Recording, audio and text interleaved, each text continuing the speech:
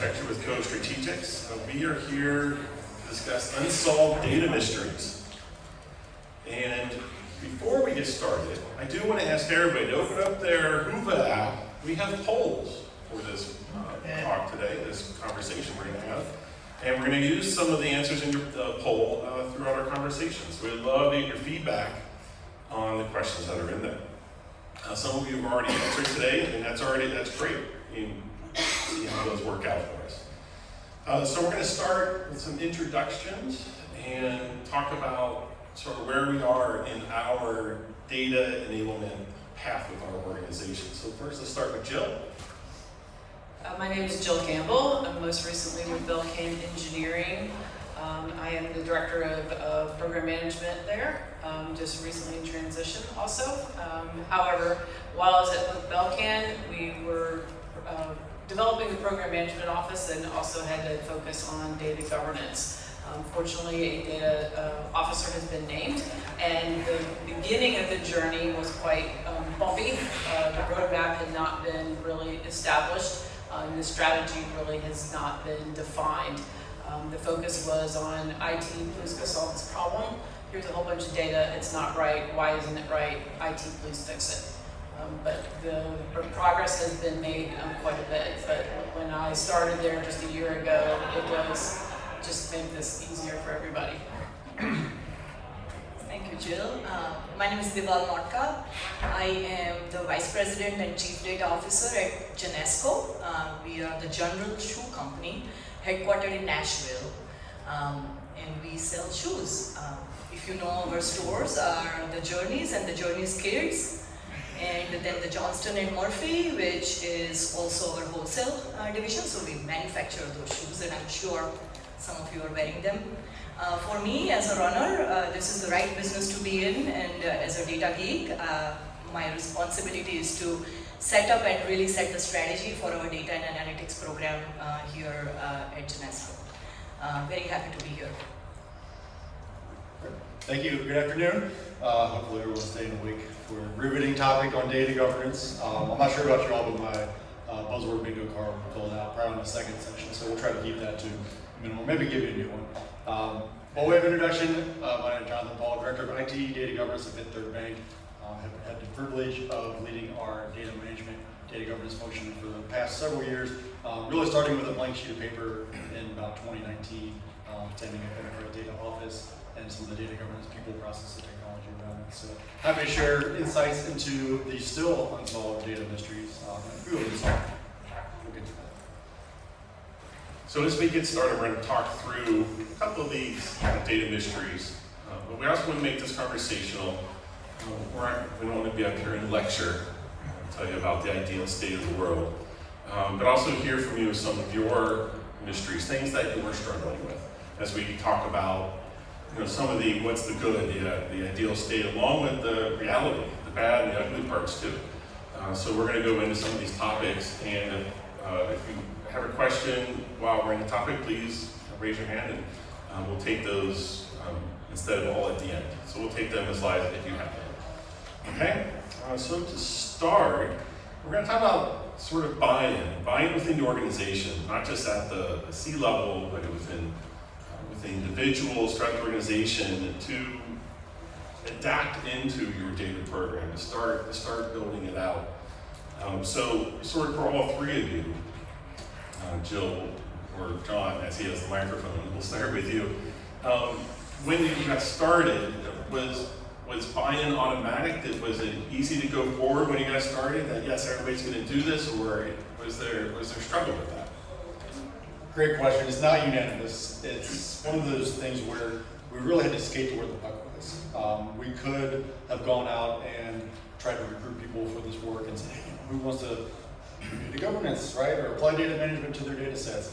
But really what we had the luxury of is there's a few folks in the organization in good spots where they're actually reaching out to us and they wanted to participate. And so that became an easy use case to say, great, come along with us, let's build this together, right? Understand what's going to happen, test and learn, go along with the journey. Those are the best case scenarios because they're there along with you. The hard part becomes the next phase where you're starting to recruit others to come along and try to show those use cases. And that becomes a little bit of a pool, and so you get to show by example, here's where the successes are. It might look a little different in those areas because it's very use case driven or organization specific. But trying to get that buy-in for those hard sells. And I've noticed started kind of the tip of influencers in those organizations, right? So I try to get the buy-in at the hardest level to help spread that down to the rest of those organizations. So, Deval, for getting buy-in, did you have someone you really struggled with? Like, let's take those hard cases. Like, what was the strategy that you used to win them over? Yeah, right. So like buy-in is change management, really, and it's a never-done thing. So I look at that as we look at any kind of change management as both top-down and bottom-up, right? So you will always find your early adopters, like you just said, and then there are the stressors. So when there comes stressors, I think that's where the real, the change management again comes into play, where you might have to use or change your strategies of how you deal with them, whether they are in your project or they are an executive. I think the strategies that you adopt will be different. I'm a firm believer of, the alignment of the strategy. It seems like keywords, but if you start thinking about the objective key results, for example, that we used to use at Rocket before I came to Genesco, I think the OKRs are a great way of tuning to the buy-in, especially for the divisions or the parts of the organization that may be lacking because maybe they have done it for many years and maybe their guts are telling them things are done a certain way. And if you start thinking about aligned strategies where data becomes a part of the strategy, it's a difficult thing, but then once you have a commonly defined strategy or an OKR which you are all going to hang on to. By the way, I should say OKR is objective key results. You should look them up. It's a little bit more the concept of the valley, but it's coming up in so many of the companies. So I think that's one way of tackling with the buy-in where it's difficult. I won't talk about my current company because I feel like I do not have a problem of buy-in. I think our problems are a little bit different here, but at the Rocket, for example, our buy-in was based on all the Excel sheets that people were running, and everybody was really a big believer of we should do all the marketing from the Salesforce Marketing Cloud, but here we have an Excel sheet that we cannot get rid of, So it really comes to those little day-by-day pieces where then you have to go bottoms up, and the buy-in then becomes how do you really execute on that commonly defined OKR as I just suggested, and you just go back to it, hang on to it, like, hey, this is going to get impacted if we don't change the way we process some of our marketing materials. So that's just one example where I felt like I struggled, but we made some progress.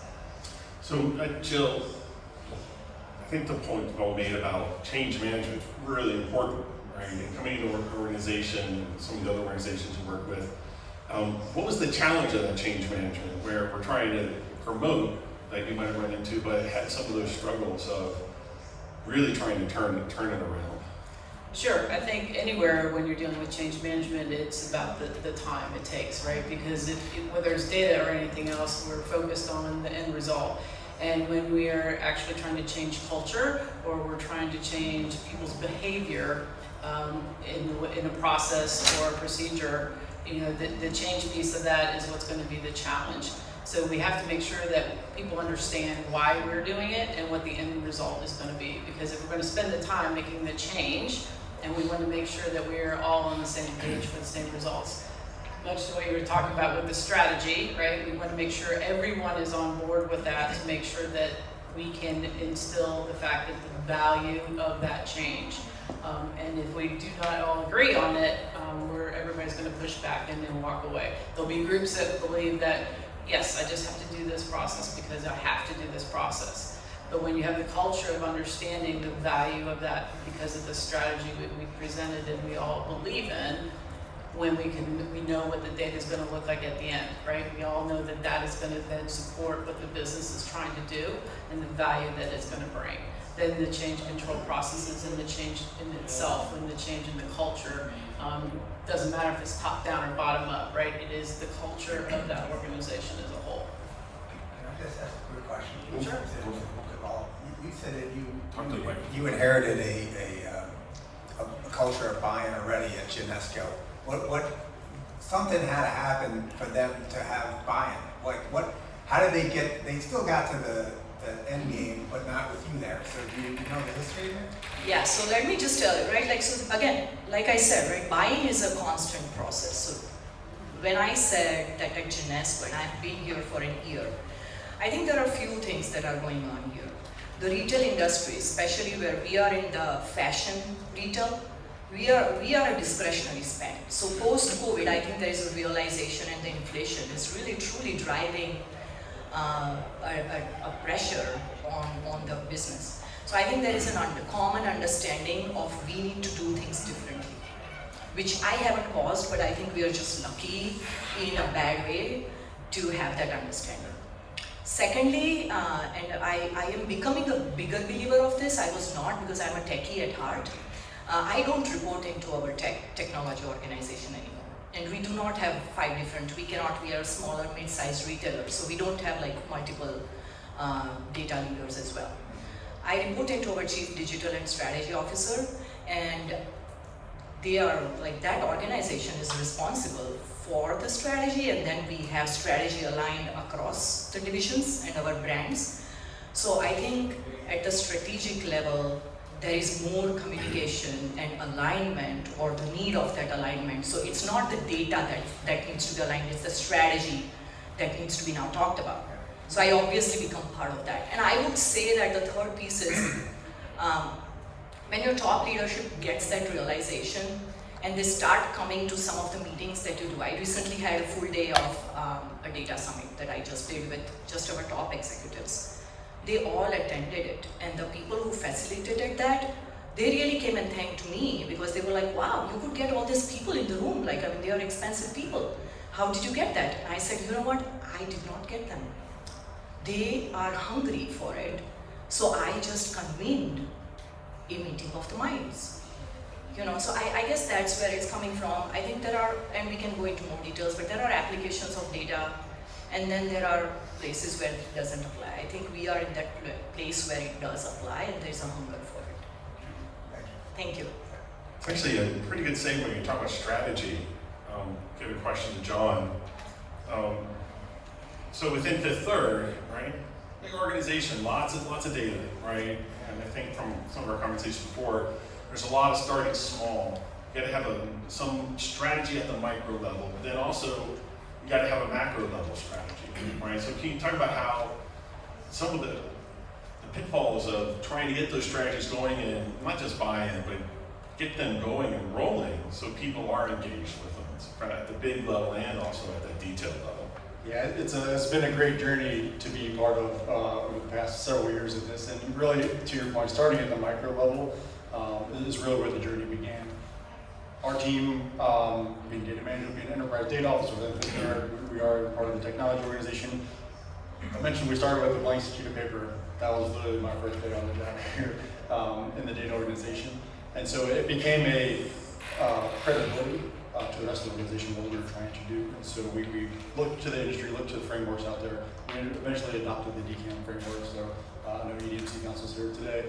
Big believer of using that to get off the ground, right? And so that was a great, almost like open book test for us to show us the way to begin some of this journey. But what it eventually is, we created on paper a micro data strategy, really data management focused strategy, and we went to market with that, and we deployed that out without a larger data strategy, or even better, like architecture strategy within that data strategy to help us out. And so really started to see the lack of really maturity and ability to penetrate the most critical data in the bank with meaningful capabilities without that overarching strategy. So we had pockets of where we were performing very not good data management on what we looked at as critical data elements within maybe certain reports, but it wasn't widespread. And then what we're also finding out too, without that overarching data strategy and view of architecture, is it's only going to take you so far. Right? So if the architecture is not up to current, modern architecture, and we're using modern capabilities on top of it, it's only going to take us so far. So that was a quick pivot then, a couple of years in, to say, hey, we need a data strategy. Right? I know we've heard data strategy probably 100 times today, as far as what that looks like, but it's really encompassing data management as a core foundation of that. Really taking those mature capabilities that have tried and tested, and then building on really modern architecture, data principles, data engineering on top of that as well to help federate that out. So that begins that more macro strategy, which we've heard a couple folks today talk about. That's that horizontal piece. So it's not a standalone data strategy. It's part of actually just the way we work as an organization. And trying to get that federated out. So definitely a start at the micro level. It's not easy. Was that really frustrating, the starting and the stopping, trying to get things rolling? It was, and we were really trying to operate a governance team as a agile squad too. So we were trying to embrace some of the, test and learn, and we were trying to communicate that really widely with our stakeholders too. Like, hey, let's try something new. At the time, agility was a fairly new concept with the organization too. So we were kind of looking at the sideways like, what do you guys do? Governance organization here, right? We're trying to, be cool with branding and things like that. So yeah, we eventually got that up, but we had to prove that out and continue to prove that out throughout the organization with the implementation of the larger data strategy as it's really aligned to strategic initiatives that cut across the organization. Again, not perfect, a lot of buy-in to do that off, a lot of refinement of engineering principles, and really just data principles like that. So another word we've heard, I think I've heard in every session, data literacy. So Jill, within data literacy and talking about trying to work with an organization to get that data enabled, do you often find that the data literacy or the lack of it is actually hurting the efforts from what you've experienced? Yeah, absolutely. I think it's like working without a dictionary, and not a data dictionary, but a glossary of terms to understand. And if you're not speaking the same language across the board, it's hard to be able to get to the same final end zone, right, across the finish line. One challenge I think that we experienced is we had so many different groups running off thinking that they were addressing their data and doing it their own way and calling it their own things, right? I mean, what one group believed was a source of truth, another group believed they had a different system that had a different source of truth. And you ended up with two different divisions within your organization saying, well, this is our data and we believe it to be true, and somebody else came in and it was conflicting. So Belcan's product is people, right? So we are staffing, that we provide brilliant rocket scientists, engineers to organizations all over the place. So we care about how many people work there. We care about where they are, what engagements they have. Finance has one perspective, HR has another. And when you come to the table without defining what an employee is, a basic literal name of a type of person or a type of product, and you have finance defining it one way and HR defining it another, you cannot push a button and find out how many total employees work for you. So you do not know what your product is. That's a problem if that is what you do for a living, right? So if you do not have that good card catalog, I age myself, but if you do not have that glossary of terms and agreed upon from the very beginning, you're going to end up conflicting with each other. And it does come back to the strategy, because what Belcan and we've experienced is we were working bottom up, right? This group was in the detail working tactical, but there wasn't a vision to be able to bring it all together. And what's good is as soon as that strategy can be put in place, then the flow of data can then start coming together. Okay. I actually got to go to our first poll question. And so, going to our first poll question. Deval, you'll actually like to know that for our audience, 30 of those who responded. Oh my God, when I checked it was 7. Yeah, well, Love nice it. prompt at the beginning. Does your organization see governance as an opportunity or a hindrance? Well, I think when we spoke in preparation for our panel, we thought, oh, everybody still thinks this is a hindrance. I think a couple panels that even said, oh, no one wants to talk about governance, it's awful. But 20, up to 27 now, people say it's an opportunity. No, John Only said no. 5 see it as a hindrance. Yes? You didn't have, Right. you didn't have a both option. That is true, there is not a both option. So I know, Deval, we talked about, how a lot of people, right, lesser people now view governance as policing, and can be turned into a system of trust. Can you talk about some of your experiences with how it has been a policing instance and then building that up? For sure. And thank you so much for saying that. Like, we intentionally did not put both as the option, because both is just so, like, it's mystery, right? Like, you don't want to think about it, so we didn't put that as an option. But really, it just really feels to me like, and I date myself, but we came from this pure tech mindset to the revenue-driven mindset, right? And so governance now just spills itself all over the place. And think about trust, right? How do I trust these numbers when I know that the source or the single source of truth is an elusive term, right? And now we are starting to talk about the generative AI, and we are just generating more and more and more sources of information. So governance now is just going to take another shape. So the way I tend to think about governance, and I like to operate on governance, is to give people a mess in a good sense, right? Like, if somebody is asking for analytics or insights, let's say into the marketing and customer experience, is one thing that I deal with a lot these days, because we want to know our customers more. And to your point, in my business, it was very important to distinguish between a customer, an influencer, and a buyer. Just think about it, right? Like, we sell shoes for teenagers. The teenagers are not paying for them, but they are the ones who are influencing. My 10-year-old knows what she wants, but she is not in our database. I am in our database, but I am not the decision maker, right? So it was really important for us to sit down, and before they asked me, like, they will give us like the customer experience dashboard. So I asked myself the question, do I want to sit down and first define what the customer is, or first give them this dashboard?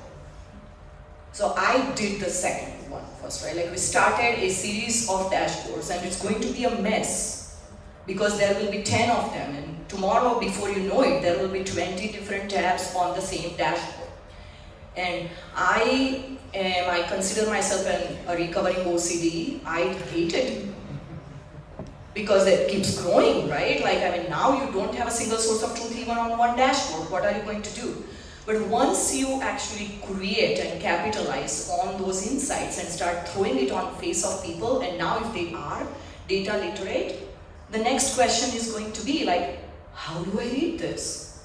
Well, I gave you a tab. There is a data dictionary. Well, I'm not going to read it, right? So, well, it's all on the dashboard. It's very easy to hover around. But then now the context becomes important. And now you're talking about the storytelling. So the governance, I feel, just at this point injects itself into the insights and all the data products that you are creating, just as a method of trusting what you are going to decide based on that. So I know that I sent a lot of key terms here or keywords here, but I really feel like if you don't have police in your city, we are all going to be rowdy people, right? Like, we are just I'm going to drive at 95 an hour, whatever, right? Like, so you do need police at the end of the day, but you also need the traffic to have the police. So I tend to think now about governance as really a trust enabler to the insights that you just created, right? So in the continuum of the data value chain, which to me is always reverse, is you first create the insights and the value,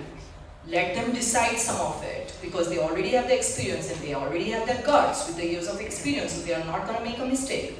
Then let them ask you questions, then let's define what we meant by it in the first place and find other 10 versions of it, and then go back to data management and make it better, right? And then repeat the cycle. So I do feel like data police doesn't exist anymore because it's all about trust. So 27 of you, I think, agree with Deval, is that right? Does everybody in the same place as where she's coming from, or do you have a different perspective on what the trust or the opportunities have with data? Everybody agrees that exactly what she said. We are done here. So, John, our other poll question is, what is your biggest roadblock to gaining leadership and organizational buy-in for data initiatives? And so, over a third said it's lack of understanding of value. So, as you're talking about micro and macro strategy, how did even with your the hard sells, how did you describe that value? How did you get out of the system that this is really something they should be working with you on? Yeah, you really have to prove it. I'll use something my parents should tell me when they walk me story. Say, you break it, you buy it. I'll kind of equate that as like, if you build it, you own it. So that's really talking about the data enablement, specifically around data products, right? And so what that starts to enable is, if there's no owners of the data, then there's nobody that's going to actually take ownership of the data and help create that, help make it better, help enable that through the data management products. And so when you start to align ownership, and that was kind of the biggest thing, so align ownership, align domains, align use cases, right? How does the data get used? What are the main consumers? Is this important? Is this some critical data to the organization? That buy-in then starts to align data to some organizations. And so once those organizations are aligned to individual data sets, it becomes a much more easier sell instead of just this nebulous, you own your data. Well, if I'm a business process owner, I'm not really sure what that means. I may not talk in data. I'm running a business process. I collect information and I use that information to run business objectives, right? I'm not really sure what happens downstream to regulatory reporting or you name it. So really part of that is getting that alignment, right? And then when I say prove it, it's really going back to the mature data capabilities around it, right? So how do we enable better insights into the data through quality, curation, even some elimination. So make those tools easy, right? Hit the easy button. The minute that those are hard to use, they're clunky, they're not seeing value, you kind of lost the buy-in there. So it's a little bit top-down, right? Grassroots, get those closer to the data to understand and help build that case, and then show that at the highest level through dashboards, insights, whatever you can to show that the real side of that data. I know our sample size is not very big. It's only 31 respondents. The one that's surprising me, though, is lack of technical expertise is the lowest response. That's great. Everybody's got all the talent they need to get their work done. But for all three of you, the second one maybe isn't so unsurprising. The second highest vote getter is there's other priorities. We're too busy, or there's budget constraints. I heard a couple of times, I think today, at least in one session, talking about how budget can hold you back from reaching your data dreams. So for each of you, maybe starting with Jill, can you talk a little about how can you get around, or when did you run into budget constraints and maybe work with the finance or the executives to get past that so you can move data forward? Well, finance was our first owner, so they had the biggest buy-in and they were the biggest proponent of making sure that the data was valid. So we had a project of migrating to Power BI, and they wanted it good, and they wanted data, accurate and usable. So we had buy-in for that aspect. The challenge is the source of truth was HR data. So being able to implement a dashboard that everybody could use and self-service, it was all wonderful. But excuse the vernacular, the data was still crap. So you could have this beautiful window dressing, and finance was very happy that Power BI was there, but when they pulled up the numbers, it was still useless to them. So the buy-in there within the budgeting was already in place, but they still did not get what they expected. And that was the biggest challenge because they figured it was a technical solution, it would solve all our problems. So that was what really led to some of the organizational change that allowed the focus on really solving the problem.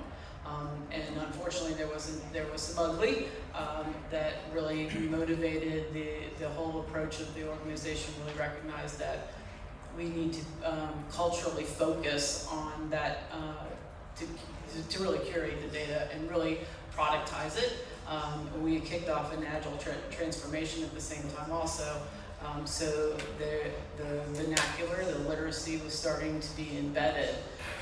And I think that was going to be the right motivation to be able to then start focusing on, hey, this needs to be budgeted, there needs to be people focused and dedicated to this. And if we needed to spend money for contractors to come in that were technically aligned with what data management is and aligning a CDO in that space, that was what was going to be able to effectively get us there. So the budget piece has got to be, this is the cycle right now, so the focus has got to be able to include that, and with finance driving it, I think that's a benefit that a lot of the organizations probably don't have. I'm going to make sure everybody's where you can ask questions at any time too. You don't have to wait for the end. Our last poll, this is the how is a lack of data literacy in your organization hindering your data project? And for a fifth of you, you're rock stars. Data literacy rock stars, and that's great. I commend you. But there are others that still fall back to spreadsheets, that do not have any standardization around terms and KPIs, which you've talked about, right? We're trying to do all too much, right? So Deval, can you talk about how to sort of try and break it down a little bit to maybe bring some focus into the organization to try and help get that spread? I'll talk about us. I think the focus is, we are a publicly traded company. The focus is really simple. It's the market share and sales. I mean, if I need to prioritize between 3 or 4 use cases, it's really what drives the sales. And then just adding the budget point, because I do want to talk about budget for a minute. So, I mean, I've seen places where budget is the driver of your strategy, right? And I've seen places where strategy is the driver of your budget.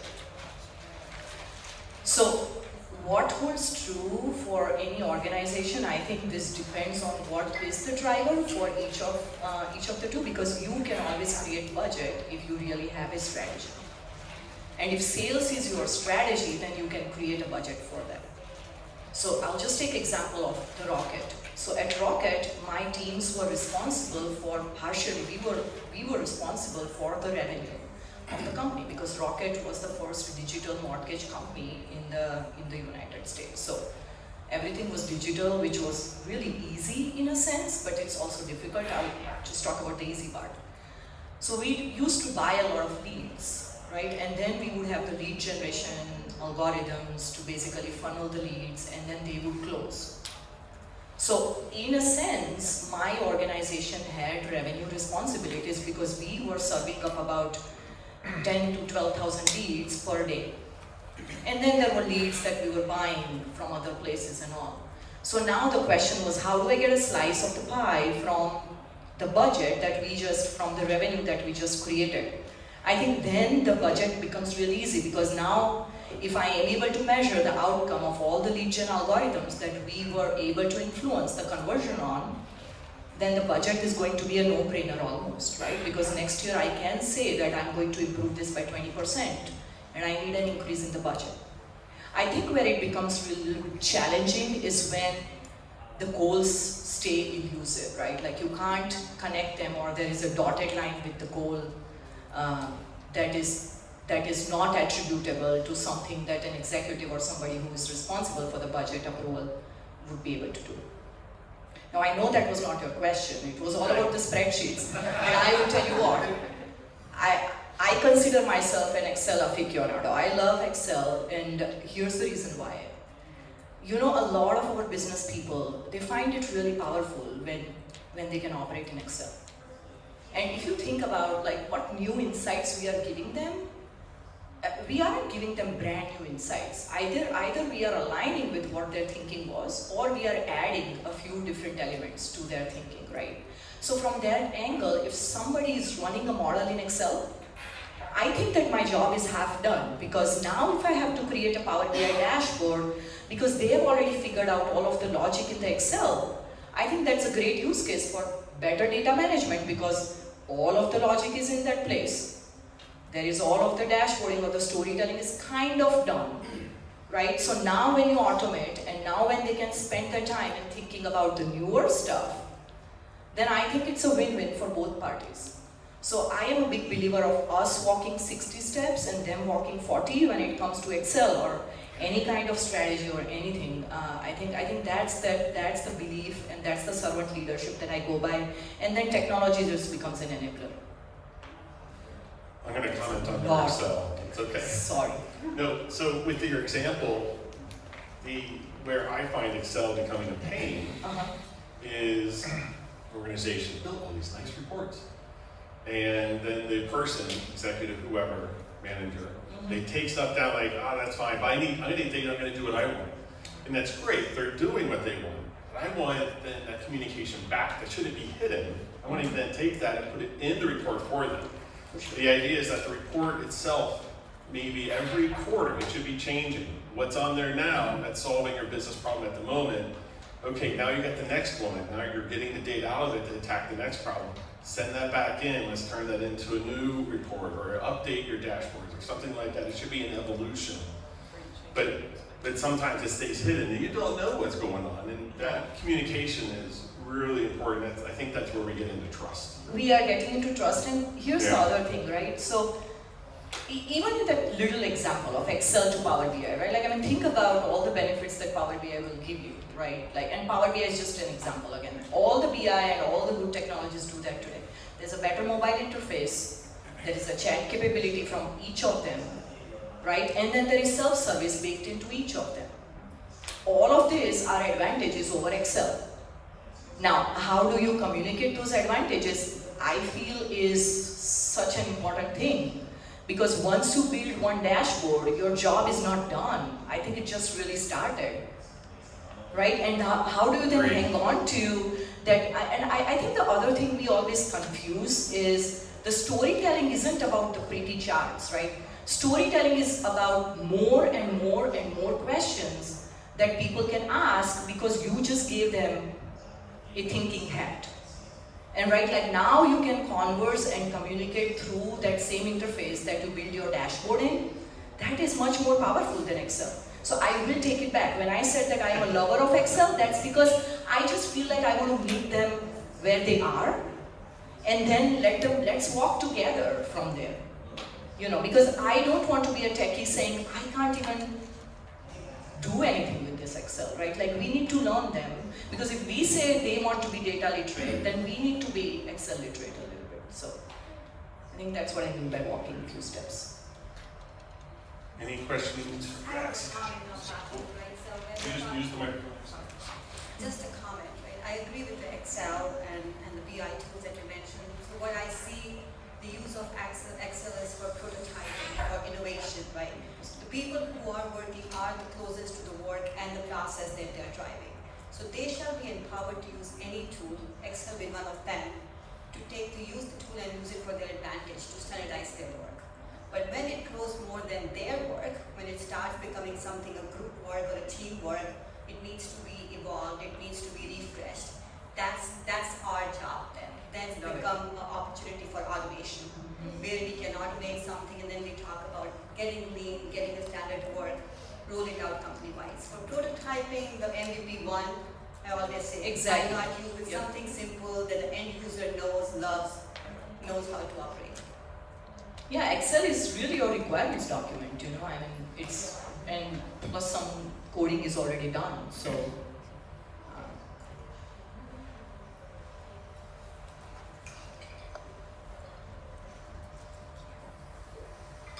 I think the other problem with Excel is if we're talking about innovation, and and we're trying to understand kind of how all of this is going to work with a greater organization.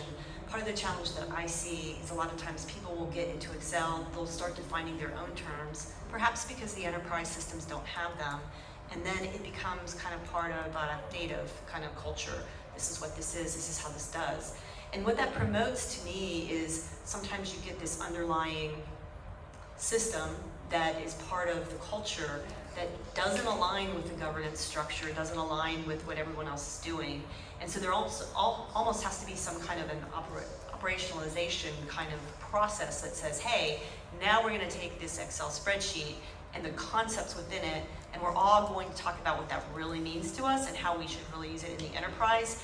And that's the part to me that I often find missing, is how do I take that innovation and actually operationalize it?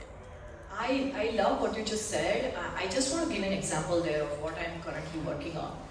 So we sell products. We are 80% retail in stores, and we are only 20% online shoes. So what we do is with our product master, which is probably like one of the places where governance is the most needed, because you have like 20 different dimensions of your product, right? And then there are descriptors of the product that we want to do only for our web products. So I recently engaged in a process with our ERP system, but it's a hard one, where, hey, can we get all the product descriptors, including the ones on the web, in the same place? Now I'm going from a metadata problem here, right? And there is IT involved, there is business involved, because I don't know what those product descriptors are for the web, right? So what we started doing then is we pulled all the products sold in the last 2 years and gave them a smart sheet, asked them to put in what are the key descriptors so that we can load them in one time. And so next time you set up a product in your ERP system, let it flow from there. So irrespective of whether the product is sold online or in the store, you get the same level of meta information, And so I love what you're saying, because what you're pointing to is the business process change, in my case, of how you set up a product, right? Which is a fundamental way of how we do our business, because we are in the business of selling the product, that is the shoe, but we weren't capturing it, and we still aren't, right? So we still aren't capturing all the product information that we would love to see, but we are impacting it through the use of Excel, and then we'll ensure that it goes in our ERP system. It takes a little bit of time. So it's a lot of a time on Excel, but your question also relates to one of the questions someone entered about what keeps you up at night. And it's about data standardization, consolidation, and data management. That seems very similar to what you're saying, that all of a sudden it's not standard or it's not in the right place. Now we're all looking at different things, right? I think that gets to what you were talking about, Jill, about data literacy. We got a few minutes left. That was mine. That was yours? Yeah, you want to expand on it? One of the things that we're running into is that we have several different systems where we have free text entry on a company name. And so now we have to roll all those up, merge that data together, and then try to go and run KPIs off of it using the company name as almost like a dimension. So have you guys, y'all are saying, you poor fellow. Yeah, that's right. So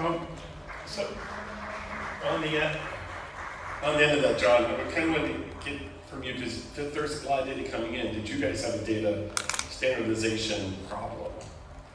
Yeah, it really comes down, I relate that problem specifically back to our master data management strategy and kind of mastering the data, using a lot of reference data principles too. There are a lot of the same issues too when it comes to industry codes or type codes, things that should be standardized, but for whatever reason we're having free form text fields, right? Right? Or we're allowing,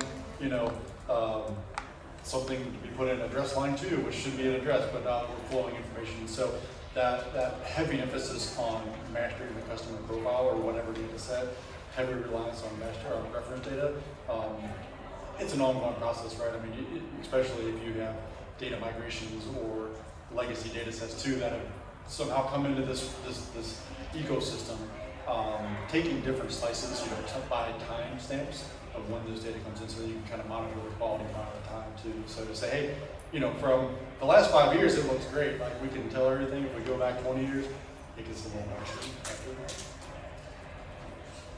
Thank you, guys.